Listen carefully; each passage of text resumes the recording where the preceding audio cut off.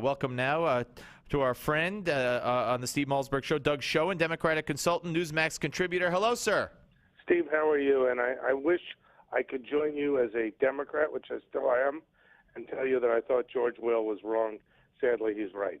Oh, okay. I was going to say no. I know you. I'm pretty sure that I knew you felt that way. Well, let me ask you this: how stupid does this administration think we are? Well, their line now is that this was just an IRS out of control. I mean, it strains credulity, Steve, that the IRS would suddenly become political and only target the right, in the run-up to and during an election year. I mean, it's outrageous. And bottom line, Steve, I think you remember, you're old enough, one of the articles of impeachment against Richard Nixon was politicization of the IRS. And I'm not saying we're there yet. We're a long way from it. Rest assured. But this is very, very problematic. No, absolutely. And in fact, earlier in the show, we did play the other George Will soundbite, which is him reading that article of impeachment, because I believe it's 40 years ago this summer that all came up, and he read it, and it was exactly as you presented it to us. Okay, so yeah, we are a long ways away, but since Friday, we have found out so much more. We have found out that it's not just a couple of people in Cincinnati. It's not just Tea Party and Patriot in the names of groups that were harassed. It didn't start in 2011 or 2012. It went back to 2010, and it extends now to groups that are opposed to the government in some way, shape, or form, groups that want to teach the Constitution, Jewish groups, pro-Israel groups. I mean, who is? Somebody had to order this. Yeah, I look, we've got a long way to go on this story, because to assume this happened by sort of spontaneous is absurd. Someone somewhere, had to be, whether it be high up in the IRS, in the government, whatever. I don't have any information beyond what has been in the public domain. I suspect most people are in that category. But to just say that this was a bunch of IRS people running amok, I think, again, how stupid do they think we are? I don't know if you saw the president at his joint press conference. I did. Okay. He said, he said he was outraged and this won't be tolerated, et cetera. But what I kind of wanted, and I'm an Obama critic, obviously, I kind of wanted some passion saying whoever did this, whoever ordered it, will get to the bottom of it, and they will be fired and prosecuted to the fullest extent of the law. But none of that came out of his mouth. And plus, he claims he found out about it. Doug, you say you have no inside information. He found out about it like watching the news, like you and me. Again, it was like when Osama bin Laden was killed, he was omnipresent.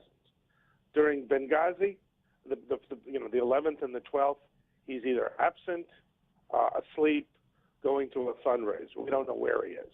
We certainly haven't heard from him. And bottom line, on the IRS, it's like, how is he supposed to know?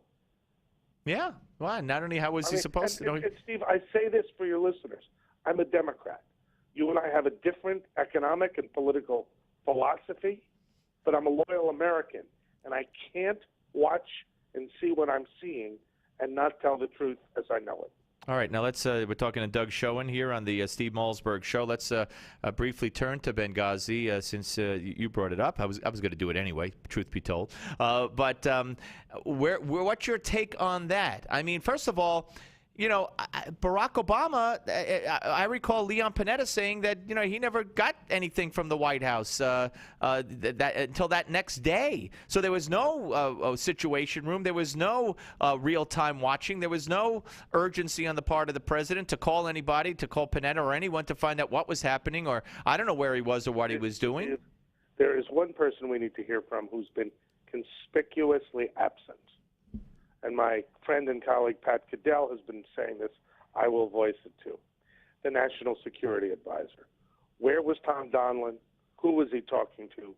What did he know? What did he say? What did he do? We need answers from Donilon. He is the magic disappearing man. But bottom line, until we hear from Donilon, who was in the White House and was apparently coordinating response, we will not have answers to your very reasonable question. And what about Hillary? Knowing what we know at this point, when her chief of staff, her publicist, her PR person at the State Department, her chief of staff actually called over to Hicks in Benghazi after the attack and said, don't talk to Congressman Chaffetz, who's on his way. I don't want anyone talking to him. We also know that Hillary was on the phone with Hicks. So, she was asked about why didn't you call up and find out what was going on at the hearing? And she said, well, she hesitated and said, well, you don't want to interfere with what's going on. She did speak to someone at 2 in the morning, and it was Hicks. And, of course, her chief of staff in the State Department, they changed the talking points. I mean, how could she skate free on this? I think, at the very least, Steve, the secretary needs to be re-interviewed and asked each and every one of the questions.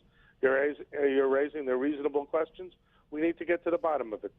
All right, one final question for you, Doug. Where is this administration right now? They talk about lame duck administration, second term jinx or whatever. Describe this administration right now. An administration adrift, a president adrift, facing a potentially very serious political crisis. All right, Doug. I appreciate your time, sir, as always. Thank you very much. Thank you, Steve. Always a pleasure. Bye-bye. Thank you. Doug Schoen, Democratic Consultant, Newsmax Contributor.